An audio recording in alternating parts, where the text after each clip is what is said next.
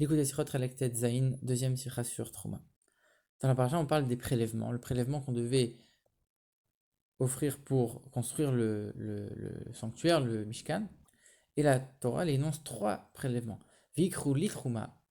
Vous allez prendre pour moi une terouma. Tikru et Troumati, vous allez prendre ma Trouma, mon prélèvement. Les autres Trouma, et voici le prélèvement. Donc en vérité, on explique que ce n'est pas uniquement le même prélèvement, c'est trois types de prélèvements. Le prélèvement pour les socles du Mishkan, le prélèvement pour les shkalim, ça veut dire pour payer les sacrifices, et le prélèvement pour le reste de la construction du Mishkan. Et on voit que dans notre paracha, on s'attarde beaucoup plus sur le troisième prélèvement. Et les deux autres, on les explique beaucoup plus tard. A priori, on voit que ces trois prélèvements, ils sont liés quand même au Mishkan. C'est les socles, c'est les sacrifices, c'est le reste du Mishkan. Alors finalement, on aurait dû expliquer tout. Pourquoi on s'est attardé vraiment sur le troisième prélèvement dans notre paracha? Rabbi pose une autre question, c'est qu'on voit qu'il y a trois formulations différentes. Veikru li trouma, c'est pour moi un prélèvement, troumati mon prélèvement, et trouma prélèvement tout court. Pourquoi ne pas dire la même chose pour les trois expressions? Une autre question que le Rabbi pose, c'est qu'il y a un midrash dans notre paracha qui dit que, en vérité, ce prélèvement fait allusion aux différents types d'exil. On a l'or qui fait allusion à Babylone, on a l'argent qui fait allusion aux Mèdes, les Perses et les Mèdes, on a le bronze qui fait allusion à la Grèce, et les pots de Tarachan, qui étaient teintés en rouge, qui font allusion à Édom. Alors pourquoi on est en train de rappeler les destructeurs du temple, les destructeurs d'Israël, alors qu'on est en train de construire justement ce Mishkan? Alors le Rabbi explique en vérité, le but du Mishkan, c'est de faire de ce monde-là une demeure pour Dieu, de faire résider Dieu ici-bas. Et il y a trois manières de le faire. Il y a la Torah, les mitzvot et la tfila. Et en vérité, c'est trois grands axes qui sont fondamentaux. Et c'est pour ça qu'il y a trois prélèvements, chacun correspondant à un de ces grands axes. Le premier prélèvement, c'est pour la Torah, c'est pour les socles. La Torah, c'est le socle du judaïsme. On peut rien faire sans la Torah. La Torah, les mitzvot, ça vient de la Torah, la prière, ça vient de la Torah, l'étude, ça vient de la Torah, tout part de la Torah. Le deuxième prélèvement, hein, c'est pour la prière, c'est-à-dire, comme on l'a dit, les shkalim, c'était pour les sacrifices. Aujourd'hui, on ne fait plus de sacrifices, c'est remplacé par nos prières. Et le troisième prélèvement, c'est pour tous les autres objets matériels qu'il y avait dans le Mishkan, les objets matériels, les mitzvot les objets matériels avec lesquels on peut faire les mitzvot. Et donc, du coup, ça représente l'axe des bonnes actions, les mitzvot. En réalité, c'est quoi la différence entre ces trois grandes choses? La Torah, c'est la sagesse de Dieu. C'est la parole divine, le trésor de Dieu, le plaisir de Dieu. Et c'est quelque chose finalement qui va complètement nous transcender, complètement nous surpasser.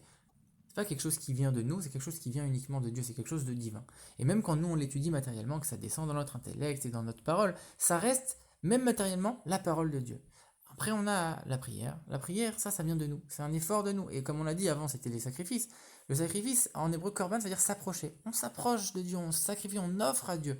On s'offre complètement. C'est une initiative personnelle qui vient de la profondeur de l'homme. Ça représente l'élan de l'homme vers Dieu, justement. Et par ça, on peut s'élever à des niveaux qui sont extraordinaires.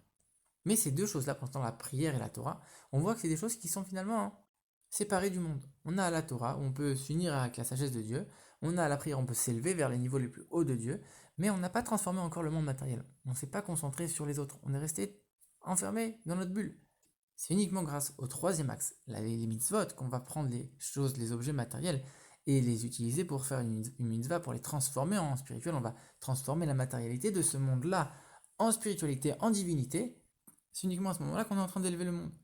Et c'est pour ça que c'est la seule chose où on a une limite. Quand la Torah c'est illimité, on peut l'étudier de manière illimitée. La prière, on peut s'élever à des niveaux illimités. Et alors que les mitzvot, il y a toujours une limite. Il y a un temps pour l'accomplir, il y a une manière de l'accomplir, il y a des mesures pour chaque objet de mitzvah, etc. Donc maintenant on va comprendre pourquoi on a mentionné trois formulations différentes. La première formulation c'est l'itrouma. Pour moi, une trouma, il y a deux mots différents.